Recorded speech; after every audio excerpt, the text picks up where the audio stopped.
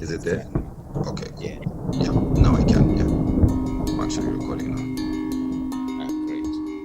Ooh, let me just make sure. Sorry, I'm just closing a window. In my settings. Cool. Cool. Awesome. Yep, I'm good to go. Yeah. Hi, co-visitor. Hi there, Tigmai. How are you? I'm good, and welcome to Zimrights Live, going live for the first time this week. Awesome. Yeah, man. Congratulations. Thanks very much for your support to yourself and the Nafuna team. We've worked very hard, I think, for the past 3 months Yes. to Yeah. put together what I think is the most creative human rights digital platform in the country at the moment. Wow. That's good to hear. And we believe so too, Yeah, it's been a lot of fun. Yeah. So before we get into talking about the Zimrights Live project, would you want to introduce yourself and your company to the Zimrights community? Okay, so my name is mlilo. People do call me Nqo as a sort of industry moniker. I'm a digital artist, I'm an animator, I'm also a film producer and TV producer as well. Currently, I'm also an entrepreneur. I run a company, Nafuna. We're a digital media company. We do advertising, digital media production for different brands and organizations. We also have a little subsidiary called Nafuna TV, which is like a platform where we create original content and original TV shows that we own. And also, I guess, try to monetize in other ways. So that's pretty much who Nafuna is and who I am. And my history is that I've been a graphic designer, animator in the industry, as well as a lecturer for about 15 years now. Then I started the company about 10 years ago. All right. So can you share with us your creative journey and some of the projects that you have worked on? Sure. My creative journey would have started in Bulawayo, where I used to work at the library, the Bulawayo Public Library, and I used to run the internet cafe there. And what then would happen is then I sort of teach myself by downloading various tutorials and trainings. And when I got to some kind of competency in animation, I partnered with a Bulawayo artist called Babongile, who at that time had a song called I Spy, and I did an animated music video for him. And the funny story is at the time, my dad didn't want me to get into animation. He wanted me to be an accountant. So only when that video came out on news, being dubbed the first animated music video in the country, only then did he take it serious. And that sort of started my journey. And I came to Harare for graphic design school after he reluctantly agreed. And yeah, from that point, I started doing a lot of freelance work. I started directing a lot of music videos, getting a lot into video production as well as branding, getting a lot into lecturing. I taught at the same college I came to, the ZIVA, which is the Zimbabwe Institute of Visual Arts, started by Professor Saki Mafundikwa.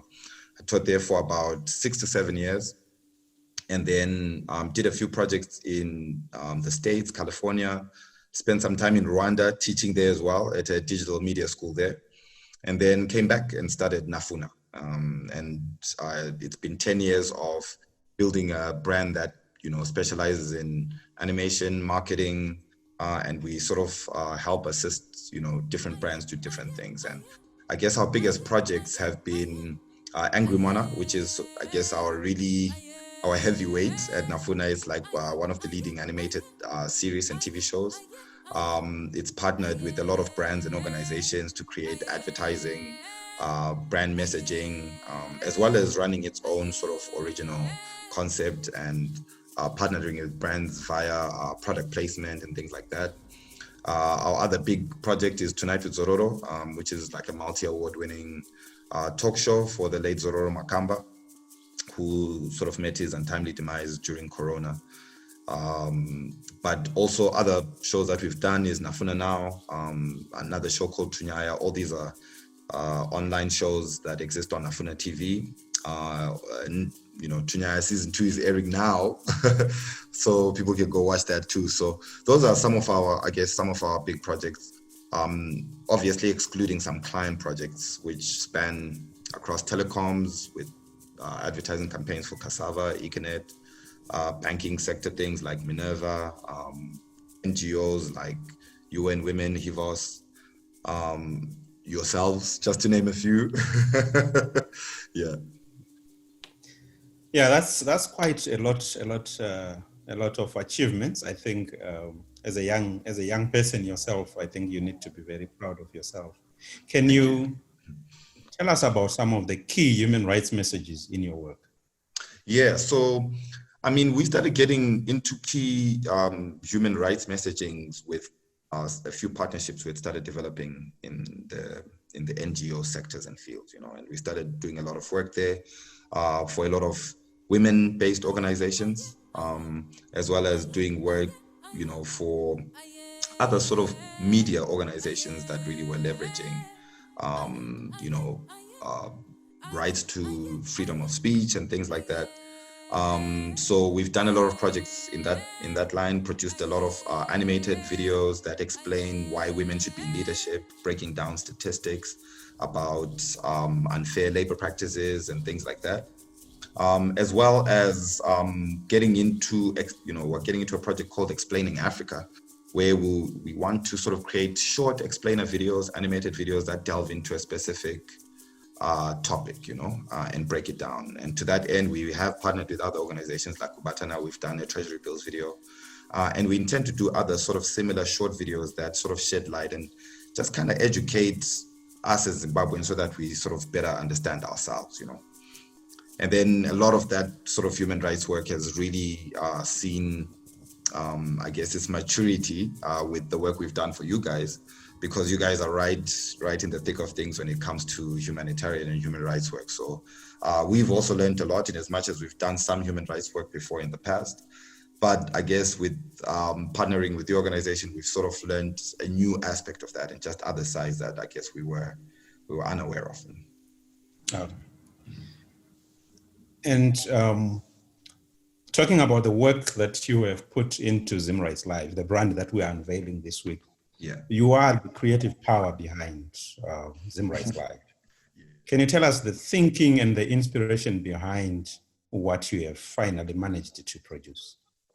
Okay. Well, I guess that starts on, from the brief we got from you guys, where it was not only just a production project where we needed to produce a number of videos, but it was more a branding project where we needed to sort of ideate and construct a visual identity, as well as just other brand elements around the migration to the internet, to YouTube, and to sort of like a content creation entity in its own right there. So we also then decided to sort of bring, forward a more contemporary identity that would best represent the organization's sort of objectives and goals. And for us, it was a personification. It was a combination of a personification of a tilted window, because, everyone's perspective is different. Everyone's perspective of what's right is different. And it's always from a certain window that we try to look at things through. And we also took then the chevron shape, which is, the zigzag up and down, what would maybe be called the zigzag up and down shape.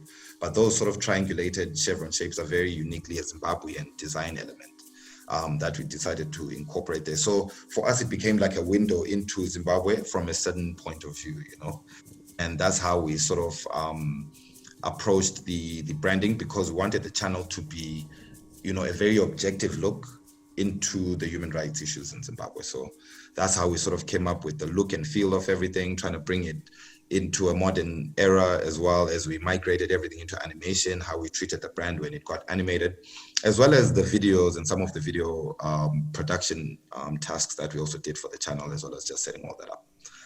Yeah, that's pretty much what we're doing here. And what inspires us. Yeah. And I think that's very, very inspiring. And I think we have spent quite a number of hours going through these designs, trying to, bring in the classic Zimrights within a contemporary conversation to touch as many young people, as many upcoming activists. Now, could you tell me, I think also from your experience, why packaging is important even for rights work? I have worked in civil society, I think, for almost 10 years. But when I had a conversation with you, you impressed on me that we are not just packaging for the sake of ticking the boxes, but we need to pay attention to professionalism and the quality of the product. Why is that important? This is non-profit work. Shouldn't we just be put it together and get on with our lives? Well, the audience is the same. So we always sort of, anytime we sort of communicate a message, we have to do so with the audience in mind. And currently the audience, they get all the information from their mobile phone. That's their first primary port of call for news, for entertainment, for company, for any sort of main human, human needs and desires are now fulfilled via the mobile phone. So if you partner that sort of thinking with also the other finding that video is the most effective way of communication in general, and digital media as a secondary to that is the most effective. So if you package anything, video, and if you package anything on a digital platform, it's going to have a wider reach than any other medium, just because of how human behavior has evolved over the years and over time, And that's what your audience is doing. Your audience is less on TV now. No one watches scheduled TV. No one sits and waits for a show to be served to them at an appointed time. People watch stuff as they want to watch it, on the go, on demand, So we have to also, and every platform, especially human rights, when you're trying to reach an audience and conscientize them and sort of educate them, you have to have a wide-reaching strategy. And there's no way you can do that without embracing the digital things. Platforms like WhatsApp are the most wide-reaching platforms that we've ever seen as humanity, and it's a mind-boggling thing to think, Kuti, 4G connectivity is even reaching Kumusha, and that you can send a video that you can take from here within a matter of seconds. So you can't ignore that. You can't ignore that behavior, and you have to sort of comply and package your things. And the professional aspect as well is the audience is being hit by so much content online, both internationally, regionally, and locally. So the aspect of also packaging in a professional way just sort of lets your audience know that you are talking about something that's serious and something that they should pay attention to. And when we're now talking about something as important as human rights, like, which for me is the most important topic, I would like to believe, packaging the video in a very professional way sort of lets them pause, make time, go through the video, go through the content. When you go through the web page, the websites, the YouTubes, the social medias, all that has an impression on how the audience experiences the brand, and eventually will experience the message, So I think now, as we get to the close of our conversation, there is always a certain level of discomfort with digital expansion. Yeah. And this is the fear that you are leaving other people behind. Yeah. What do you say about that as someone who has been in this industry for a while? At some point they thought that about the telephone, that we'd leave people behind, and that's not true. What happens with humanity is that we catch up to the technology. No one is ever left behind. Secondly, I believe in Africa, we are at a more advantageous position because most of our telecoms giants and our telecoms companies have to leapfrog in technology. So you'll find that we, as Africans in general, are in possession of more technology than even a lot of the rural European countries, only because of the infrastructure that they set up in the past, and that it's so expensive for them to change it. Whereas we didn't set up a lot of that infrastructure in the past. So when it comes to the advent of new technology, we're literally coming to set up the newest technology. Most of our generation experienced 2G or 3G or 4G internet, which is excessively fast when you think about it, and we leapfrogged into that thing. Right now, tele densities in Africa are the highest, second highest in Zimbabwe. That means more people have more smartphones between Kenya and Zimbabwe than anywhere else in Africa. So what that shows you on what those numbers demonstrate is people are adopting the technology, and people kumba are adopting the technology. Very few people are being left behind because year by year, the technology is getting cheaper. Phones are getting cheaper. They're getting more accessible. It's going to be less a spectacle to own a smartphone over the next year.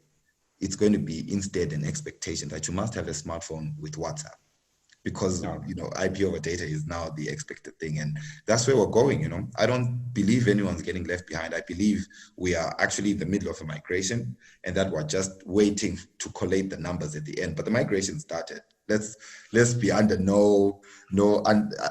any other sort of thought or delusion. The migration started. Everyone's catching on, and I don't believe anyone's getting left behind. We are the fastest adopting. We're amongst the fastest adopting nations of this technology in the world. So the concept of anyone being left behind, especially for Zimbabweans, maybe in another country it could apply. Yeah, we're very fast on the take, Yeah. It is very, very encouraging, I think, when young people step forward and encourage us to have this vision of the future and not be stuck, I think, in one space. We have to evolve, and if human rights are that important, then we need to make sure that we also make use of this technology. I agree. And I think at Zimrights we are very grateful. I think during the course of this week we are going to see a lot of your work on our digital platforms. I think what would be your parting words to the Zimrights community that is going to be interacting with your work from today onward? I think the one thing I'd really say, especially with regards to human rights, is the power to create content is no longer an ambiguous war. So long as you have a phone in your pocket, the power to create and publish content is already there. The right for that is already there. This is what I firmly believe in. And, we could talk about professionalism and talk about this, but at the end of the day, we are just talking about your right to be heard, your voice to be heard. And the entire technology is sitting in your pocket with your bundle. And there's no reason for anyone to not be heard in this present day with the current technology we have. I think that's the parting thing I'd say, yeah. With those words, I actually think you should be a human rights advocate. It's a very, very powerful advocacy. That is a very powerful advocacy message that we need to speak out. We need to experience these rights, and we need to experience them in a more effective way. And the power to do that is with everyone. Thank you very much, Nqo, and your Nafuna team for dedicating all the hours that you have put into this project. We look forward to a very successful and fruitful relationship. Yes, so much so. Thank you so much. Please enjoy the rest of your day. All right, same to you. Cool. So I can always edit out that last bit. Yes. Yeah. But that went well, I think. Yeah.